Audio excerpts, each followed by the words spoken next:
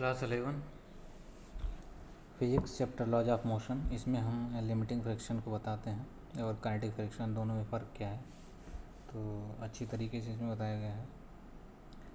देखिए, we may also define static friction as a force of friction which exactly counter balances the applied force during the stationary state of the object. ठीक है, मतलब जब object रुका हुआ है चलने की कोशिश में, उस समय जो अपोजिंग फोर्स है that is static force of friction.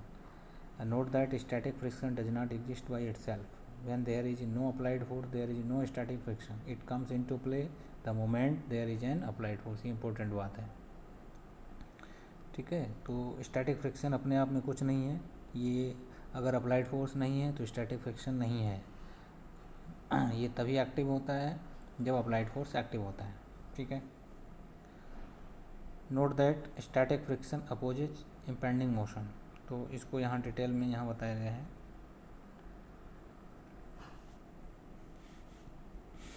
जैसे ये अप्लाइड फोर्स है और ये फोर्स ऑफ फ्रिक्शन है। बॉडी में को जैसे ही पुश करते हैं, चलने की कोशिश करता है, तो फोर्स जैसे अप्लाइड फोर्स बढ़ता जाता है वैसे फोर्स ऑफ फ्रिक्शन बढ़ता जाता है। एक टाइम होता है फोर्स ऑफ फ्रिक्शन मैक्सिमम हो जाता है और यहाँ पर क्या होता है, यहाँ से यहाँ तक बॉडी रेस्ट में रहती है और ए पॉइंट तक बॉडी रेस्ट में रहती है। उस समय मैक्सिमम फ्रिक्शन ऑफ फोर्स हो जाता है। फिर बॉडी जैसे मूव कर जाती है, फोर्स ऑफ फ्रिक्शन थोड़ा कम हो जाता है। उसके बाद जब बॉडी मूव करने लगती है तो फोर्स ऑफ फ्रिक्शन कांस्टेंट हो जाता है। तो ए पॉइंट तक, ओ से ए तक जो है स्टैटिक फ्रिक्शन है और ए पॉइंट पर लिमिटिंग है। लिमिटिंग मतलब जो मैक्सिमम है। और ए से बी तक थोड़ा फ्रिक्शन कम होता है और बी से सी तक बॉडी कम्प्लीटली मोशन में आ जाती है। तो बी से सी तक जो है इसको काइनेटिक फ्रिक्शन बोलते हैं।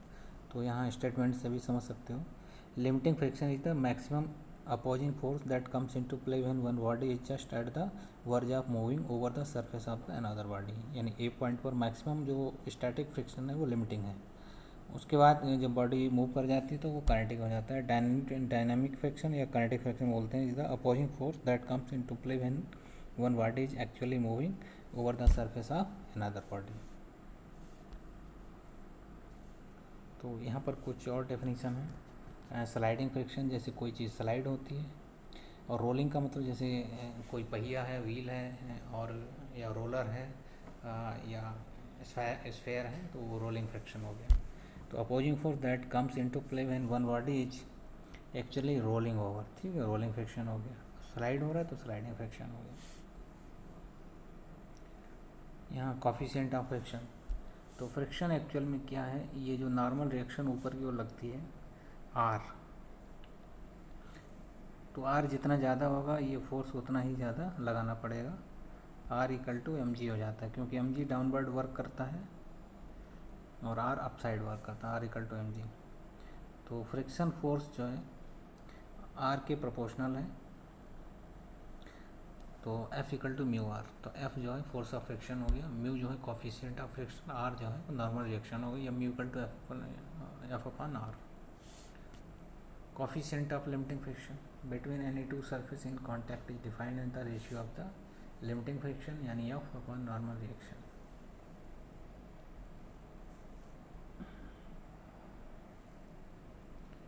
इसमें जो है म्यू की वैल्यू निकाली गई है। जैसे ये कोई ऑब्जेक्ट है, इसका एम जी डाउनवर्ड वर्क कर रहा है, normal reaction upward, P applied force है और एफ जो है फोर्स ऑफ फ्रिक्शन है।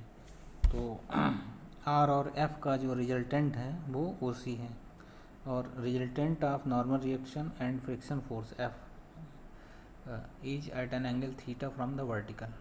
ठीक है, तो यहाँ से अगर हम एफ अपॉन आर निकालें, टैन थीटा निकालें, टैन थीटा इक्वल टू क्या होता है, perpendicular upon base, A C upon O C.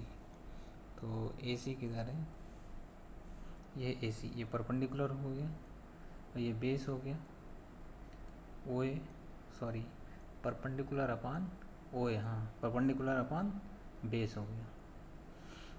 तो परपेंडिकुलर ये एफ के बराबर है, बेस आर के बराबर, एफ अपॉन आर या F equal to mu R या mu equal to tan theta. ठीक है, standard formula. Coefficient of limiting friction between any two surface in contact is equal to the tangent of the angle of friction between them. That is very important. उसके बाद यहाँ पर angle of repose या angle of sliding define किया गया है, इसी को tan थीटा बोलते हैं। Is defined as the minimum angle of inclination of a plane with the horizontal such that a body placed on the plane just begins to slide down the incline. जैसे ये यहाँ पे है, जैसे ये कोई बॉडी है और इसकी ये हाइट बढ़ाते गए बढ़ाते गए बढ़ाते गए, एक टाइम आएगा ये बॉक्स नीचे की ओर सरकना स्टार्ट हो जाएगा, तो उससे जस्ट पहले का जो एंगल है उसको एंगल ऑफ रिपोज बोलते हैं।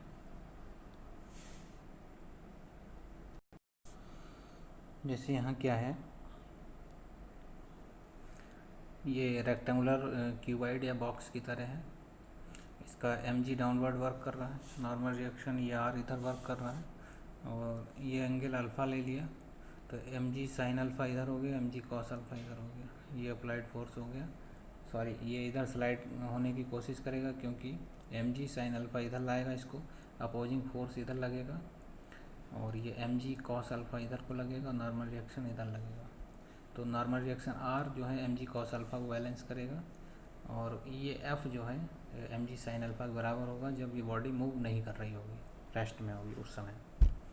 तो यहाँ डिवाइड कर दिया F upon R, mg sine alpha upon mg cos alpha, या mu equal to tan alpha, ठीक है, mu equal to tan theta होता है, तो tan theta equal to tan alpha, theta equal to alpha, यानी angle of friction is equal to angle of repose.